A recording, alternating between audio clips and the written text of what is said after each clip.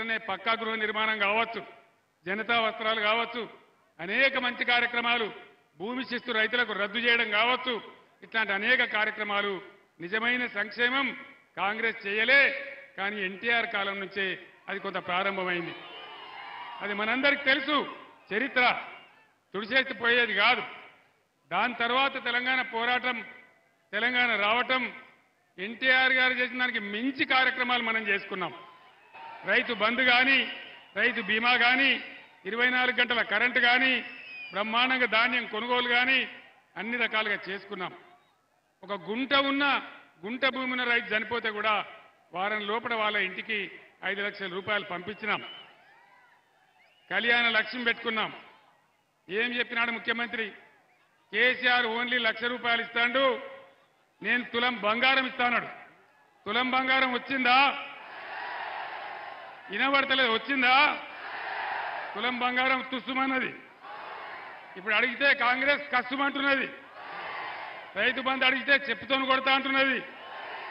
నేను చెప్పినా, అయ్యా అట్లా మాట్లాడే మంత్రి గారు, నీకు అహంకారం ఉన్నది, నీకు కూడా చెప్పున్నది కొట్టడానికి, కానీ రైతుల చెప్పులు చాలా బందోబస్తుంటాయని చెప్పిన నేను. వాళ్ళు ఒకవేళ అదే తిరిగేస్తే మీరు నశమైపోతారు, మాడి మసి అయిపోతారు, ఈ అహంకారం మంచిది కాదు అని నేను చెప్పిన. నేను మీ అందరిని ఒకటే కోరుతా ఉన్నా, ఎక్కడికి పోయింది కరెంటు? బ్రహ్మాండంగా 9 నెలలు 9 సంవత్సరాలు రెప్పపాటు పోకుండా అందినటువంటి కరెంటు ఎక్కడికి పోయింది అని నేను మనవి చేస్తా ఉన్నా. ఎక్కడికి మాయమైంది? కరెంటు కోతలు ఉన్నాయా? నిన్న ఒక మాట జరిగింది.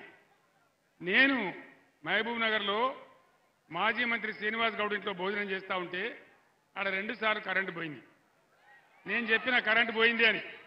మరి నన్ను ఇబ్బంది పెట్టానని తీసేసిండ్రా లేదా వాళ్ళ అసమర్థతన? పోయిందని నేను ట్విట్టర్లో పెట్టిన. దాన్ని చూసి ఈ జిల్లాలో ఉన్న ఉప ముఖ్యమంత్రి, కరెంటు మంత్రి బట్టి విక్రమార్క, ఆయన బట్టి విక్రమార్క కాదు, వట్టి విక్రమార్క, ఆయన ఏమి స్టేట్మెంట్ ఇస్తాడు? ముఖ్యమంత్రి కేసీఆర్ గారు అబద్ధాల కోరు, అబద్ధం చెప్తున్నాడు అని చెప్తాడు. ఇప్పుడు నా దగ్గర ఉన్నది కాగితం. నిన్న ఉస్మానియా యూనివర్సిటీలో అక్కడ చీఫ్ వార్డెన్ గారు ఒక సర్కార్ ఇష్యూ చేసిండ్రు. కరెంటు కోతలున్నాయి, నీళ్ల కొరత ఉంది, హాస్టల్ మూసేస్తున్నాం, మీరు ఇంటికి పోండి అని చెప్పించిండు. దాన్ని పెట్టి మళ్ళా నేను ట్విట్టర్లో పెట్టి ఇయ్యాల, అదే బట్టి విక్రమార్క గారు చూడండి మీ ఘనత ఎంత ఉందో, ఎక్కడనో మహబూబ్ నగర్ ఖమ్మం కాదు, ఉస్మానియా యూనివర్సిటీకే నీళ్ళు ఇచ్చే దిక్కు లేదు అని నేను పెట్టిన. ఏం చేసిండ్రు తెలుసునా? ఏం చేసిండ్రు?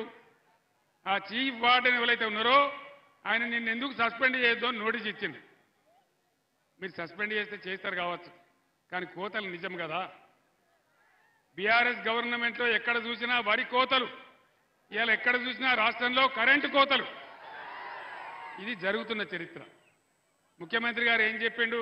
ఇవాళ ముఖ్యమంత్రి కేసీఆర్ 1 లక్ష రూపాయలు మాఫీ చేసిండు, మీరు పరిగెత్తుని, ఇక ఉరుకుని, లగెత్తుని పోయి 2 లక్షల రుణం తీసుకోండి, నేను డిసెంబర్ 9 నాడు 10:30 గంటలకే మాఫీ చేసి పడేస్తా అని చెప్పిండు. అయిందా? 2 లక్షల రుణమాఫీ అయిందా? కాకపోంగ ఏమైతున్నది?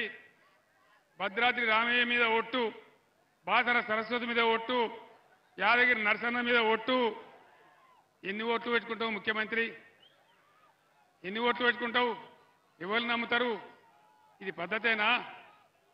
హరీష్ రాజీనామా చేసిండు. ఆగస్టు 15 లోపల నువ్వు రుణమాఫీ చేయకపోతే నువ్వు రాజీనామా చేయాలి, నేను కూడా రాజీనామా ఇస్తున్నా అని చెప్పి హరీష్ పోయి రాజీనామా ఇచ్చిండు. కానీ ముఖ్యమంత్రి ఓలే తోక ముడిచిండు. అంటే దాని అర్థం ఏంది? నేను ఒక్కటే మాట మీకు మనవి చేస్తా ఉన్నా, అబద్ధాలు మాట్లాడి అడ్డగోలు హామీలు ఇచ్చి ప్రజలను బురిడి కొట్టించి గద్దెకొచ్చిన ఈ ప్రభుత్వం ఏ ఒక్క హామీ నెరవేర్చలే. 2500 రూపాయలు ప్రతి మహిళకి ఇస్తాం, వచ్చిందా? ఎవరికన్నా వచ్చిందా? వచ్చే ఆశ కూడా ఉన్నదా? ఇన్ని అబద్ధాల, ఇన్ని రకాలుగా మోసం జరుగుతూ ఉంది. దాని మీద శాసనసభలో కానీ బయట కానీ బీఆర్ఎస్ ప్రశ్నిస్తే ఏం మాట్లాడుతున్నారు?